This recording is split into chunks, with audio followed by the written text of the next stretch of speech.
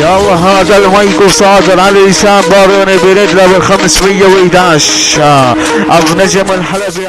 ايه يعني كب المايك ابن المنيوكة من ايدك ابو نجم ايري ابو النجم الحلبي. لانيك واختك على حسب طلبك، يعني رب المايك على المايك القيادة العليا استلمت المايك لعيون فرعون الحلبي، يعني قائد عزرائيل رب المايك ولا الدسل الضلوع بريم خواتك بين الفروع الدسل النشامة بخلي اير بكل صوتك علامة ليوم القيامة اخو المنيوكة. هاي البصمة تفوت وتحرق كل البيوت لعيون ضلع فرعون الحلبي.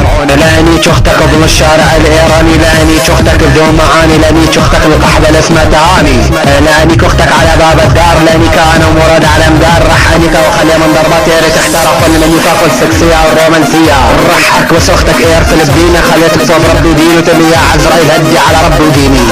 رحنيك واختك بقير المهجور، رحنيك بالعرض الطر، رحنيك وكنت لك قصة طنجرة الفول اخو القحبة.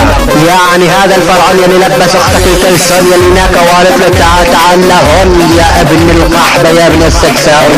رحنيك اختك الصغيرة قبل الكبيرة، رحنيك اختك المقندقة بالسريرة ولك ابن المنيوكة ابن المطية تندق بربك الحلبي اخو القحبة. وهذا المايك مرفوع من نص الفيلق 993 ابو نجم ايري. اذا برجع بسمع صوتك طلعان على واحد من ضلوعتي بنيك اختك ولك ابن المنيوكة على شرفك اذا كان عندك شرف ابن المطية.